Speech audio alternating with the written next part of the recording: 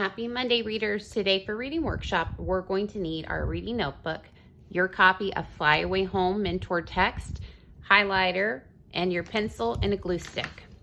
Go ahead and open up your reading notebook to last week's lesson where we were covering our signposts. We have covered contrasts and contradictions and our aha moment. So we're going to start off by going back to the introduction page where we were making note of the signposts that we slow down to take notice of during our reading journey. So we've gone over the first one, contrasts and contradictions, and then aha moment. Today we're going to be covering tough questions. So we're going to go ahead and write this in the third signpost. And then we're going to turn the page so we can read a little bit more about what we're going to identify. So we're going to look for the one that says tough questions. I'm going to use my green highlighter today. And the tough questions are questions a character raises that reveal his or her inner struggles. We might have some clues to the signposts within our text, and those could be phrases expressing a serious doubt or confusion. They could look like, what could I possibly do to? And then the character would have more specific information. They could have the question, I couldn't imagine how I could cope with, or how could I ever understand why she, or never had I been so confused about.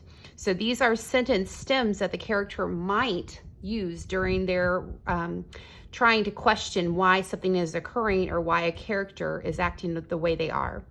Some of the literary elements that this helps us with to better understand are those internal conflicts within our characters. We can understand the theme that the author is trying to teach us about the message throughout the story, or even just the character development within our main character.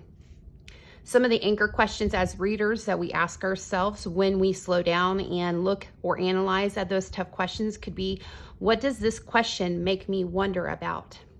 Before we started today, you were asked to watch the quick movie on Cooler Self and to take notice of the questions that that character might be asking himself during that story, and then telling us, what does that question make you wonder as a reader about? Or does that reveal anything about the character's inner struggle? We're going to go ahead, turn back to our notebook, and we're going to go ahead back to our flip book. This is tough questions. So you can take a moment, you can trace over tough questions. When we are encountering our mentor text, if you come to a question the character is asking themselves, you can put question marks. You could use the abbreviation TQ to show that you are annotating your text. But we're going to go ahead and just highlight to remind ourselves of the definitions we've just covered. So the first was the definition. We said was a question a character raises that reveal his or her inner struggles.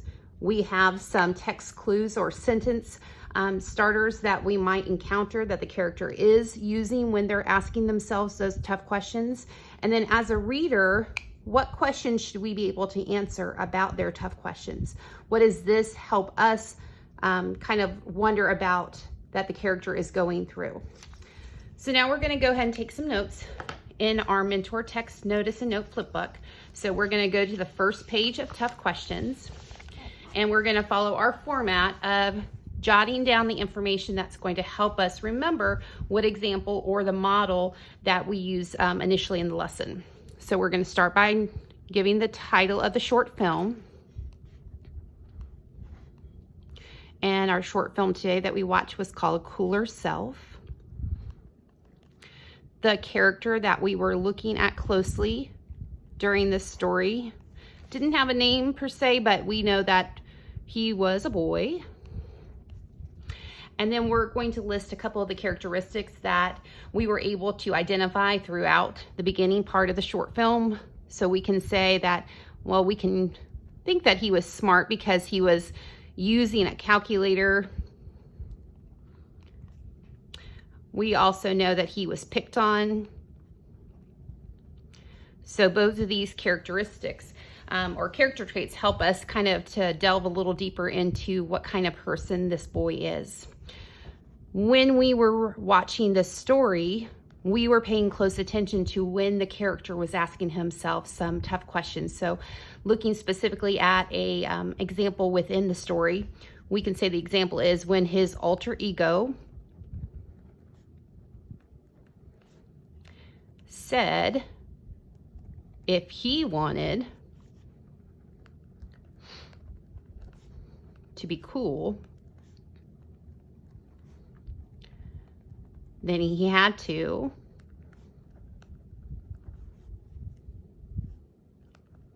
get rid of his calculator. So this is the initial event that had happened when he was really down on himself. He was being picked on and he wasn't sure why this was happening. His alter ego said, well, you know what? It's because you have a calculator in your hand. And if you want to be cool and accepted by those people that are making fun of you, you need to get rid of that calculator. So when we encounter this portion of the story, we have to ask ourselves, well, what does this mean for the character? What is the inner struggle the character might be having at this point? So we're going to write down our question. What does this question make me wonder about? So what kind of internal struggle is my character having at this point in the story? So we're going to go ahead and answer to say, well, he might be thinking, is it okay not to be true to who you are just to fit in with others?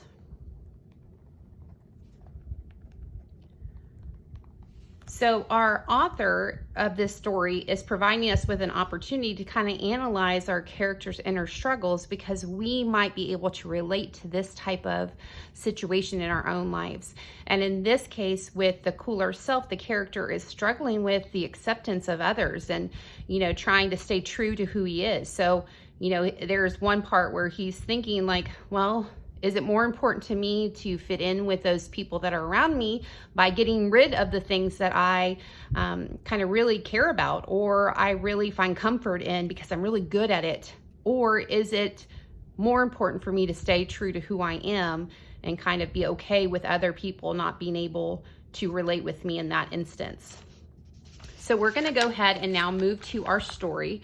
The story that we're going to also try to identify tough questions to help us understand our character's internal struggles is called Fly Away Home.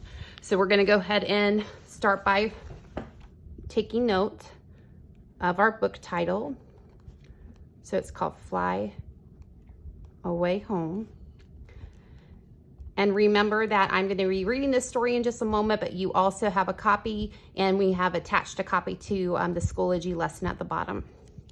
We're going to just set up the rest of our page so we can come back to when we're done reading. We're going to take note of who the main character is and characteristics.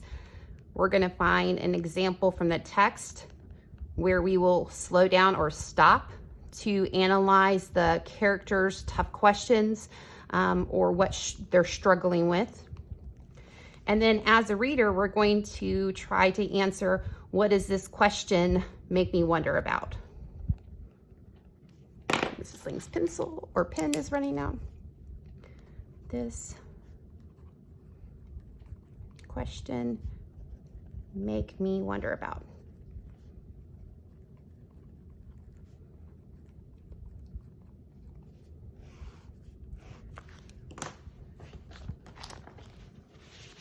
Remember on your own copy of your mentor text that you can be reading along with Mrs. Ling. At any point you feel that you are encountering a tough question the character's asking, you can annotate your text by putting those question marks in that portion or putting TQ to stand for tough question.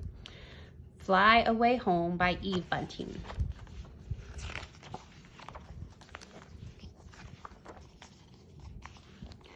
My dad and I live in an airport. That's because we don't have a home and the airport is better than the streets. We are careful not to get caught. Mr. Slocum and Mr. Vale were caught last night. 10 green bottles hanging on the wall, they sang. They were so loud as two moose bellowing. Dad says they broke the first rule of living here. Don't get noticed. Dad and I try not to get noticed. We stay among the crowds and we change airlines. Delta, TWA, Northwest, we love them all, Dad says. He and I wear blue jeans and blue t-shirts and blue jackets. We each have a blue zippered bag with a change of blue clothes. Not to be noticed is to look like nobody at all. Once we saw a woman pushing a metal cart full of stuff. She wore a long, dirty coat and she lay down across a row of seats in front of Continental Gate 6. The cart, the dirty coat, the lying down were all noticeable. Security moved her out real fast. Dad and I sleep sitting up. We use different airport areas. Where are we tonight, I ask. Dad checks his notebook. Alaska Air, he says, over in the other terminal. That's okay, we like to walk. We know some of the airport regulars by name and by sight. There's Idaho Joe and Annie Franny and Mars Man, but we don't sit together. Sitting together will get you noticed faster than anything, Dad says. Everything in the airport is on the move. Passengers, pilots, flight attendants, cleaners with their brooms. Jets roar in close to the windows. Other jets roar out. Luggage bounces down chutes and escalators glide up and down, disappearing under floors. Everyone's going somewhere except Dad and me. We stay. Once a little brown bird got into the main terminal and couldn't get out. It fluttered in the high, hollow spaces. It threw itself at the glass, fell panting on the floor, flew to a tall metal girder, and perched there exhausted. Don't stop trying, I told it silently. Don't, you can get out. For days, the bird flew around, dragging one wing, and then it found the instant when a sliding door was open and slipped through. I watched it rise. Its wing seemed okay. Fly, bird, I whispered. Fly away home. Though I couldn't hear it, I knew it was singing. Nothing made me as happy as that bird. The airport's busy and noisy even at night. Dad and I sleep anyway. When it gets quiet between 2 and 4 a.m., we wake up. Dead time, Dad says. Almost no flights coming in or going out. At dead time, there aren't many people around, so we're extra careful. In the mornings, Dad and I wash up in one of the bathrooms and he shaves. The bathrooms are crowded no matter how early, and that's the way we like it. Strangers talk to strangers. Where did you get in from? 3 hours, our flight was delayed. Man, I'm bushed. Dad and I, we don't talk to anyone. We buy donuts and milk for breakfast at one of the cafeterias, standing in line with our red trays. Sometimes Dad gets me a carton of juice. On the weekends, Dad takes the bus to work. He's a janitor in an office in the city. The bus fares $1 each way. On those days, Mrs. Medina looks out for me. The Medinas live in the airport too. Grandma, Mrs. Medina, and Denny, who's my friend. He and I collect rented luggage carts that people have left outside and return them for 50 cents each. If the crowds are big and safe, we offer to carry bags. Get this one for you, lady? It looks heavy. Or, can I call you a cab? Denny's real good at calling cabs. That's because he's 7 already. Sometimes passengers don't tip. Then Denny whispers, stingy? But he doesn't whisper too loud. The Medinas understand that it's dangerous to be noticed. When Dad comes home from work, he buys hamburgers for us and the Medinas. That's to pay them for watching out for me. If Denny and I have had a good day, we treat for pie, but I've stopped doing that. I save my money in my shoe. Will we ever have our own apartment again? I asked Dad. I liked it to be the way it was before Mom died. Maybe we will, he says. If I can find more work, if we can save some money. He rubs my head. It's nice right here though, isn't it? Andrew, it's warm, it's safe, and the price is right. But I know he's trying all the time to find us a place. He takes newspapers from the trash baskets and makes pencil circles around letters and numbers, and then he goes to the phones. When he comes back, he looks sad and angry. I know he's been calling about an apartment. I know the rents are too high for us. I'm saving money too, I tell him, and I lift one foot and point to my shoe, and Dad smiles. Attaboy. If we get a place, you and your dad can come live with us, Denny says.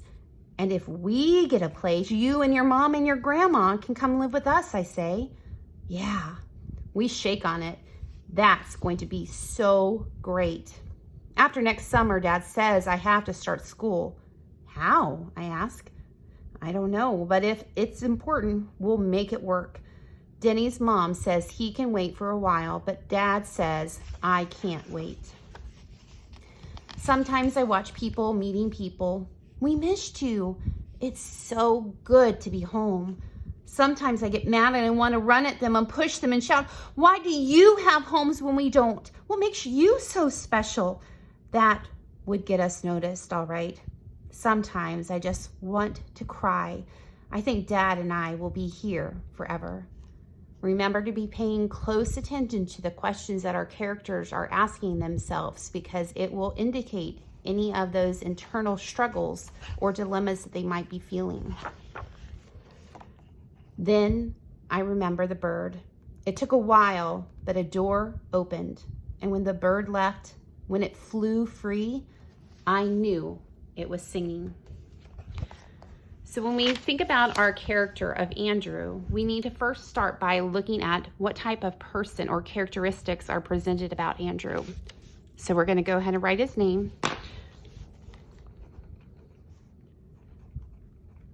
And we're going to kind of make some notes. So first thing, he's kind of sneaky at times. But when we use the word sneaky, we don't always mean it in a bad way. So we're going to put in parentheses to explain that he knows how to not get caught. So although we use the word sneaking, and oftentimes we think that implies that they're doing something wrong, well, in this case, he's doing it because he wants to be listening to his dad. He's also sad. He asks those questions about why is it okay for other people to have a home when he doesn't, and that he has to live in the airport. We also know that because he's living in the airport and they're trying to move from one terminal to the next terminal, and Dad is looking in the newspaper for places to rent, but they're too expensive, that they're homeless. So we also understand that this is presenting some additional problems and struggles that they might be going through. So as readers, when we were reading through the mentor text, we had several examples of tough questions that Andrew was asking himself. So the one that we're going to take closer look at, we're going to start by putting our quotation marks, remembering that these are the author's words, not our own words, that we're paying close attention to. So we're going to write down, why do you have homes when we don't? And we know that that is just the beginning of a couple questions that he was asking out loud, but it also gives us as a reader some information to kind of analyze how our character is struggling internally. And then when we look at that question as a reader, we can then say, well, what does this question make me wonder about? So there's lots of different things that we can make note about, but we can start with, what's it like to be homeless?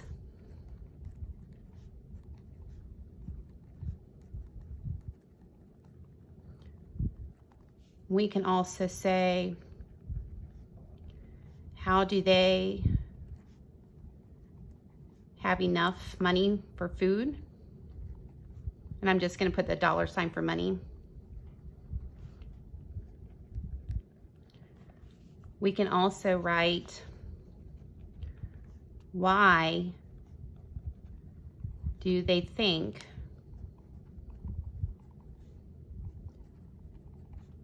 that they aren't as special as others just because, I'm just squeezing this in at the very bottom, just because they are homeless.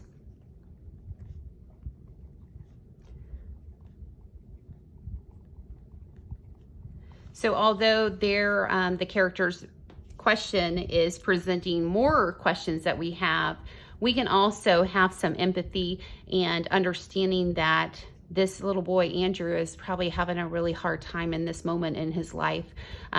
In the book, it stated that they've been homeless since his mother has passed away, and his dad's working out of the airport, so he's being left with a family that he's kind of familiar with, but they're only familiar because they're in a similar circumstance that they are, and that they have to kind of always be cautious not to get noticed and, try to blend in, and they have to sleep sitting up. And we know that all of those things are probably incredibly tough for an individual, including a young boy, to kind of encounter at such a young age. So this gives us a little insight into our characters' internal struggles and maybe the way or the reason why they're acting a certain way, or wishing that they were like the bird that they're going to also encounter one day, an open door, an open window, where they're presented with a change to the way that they've been living, and maybe their life will change as well for the better.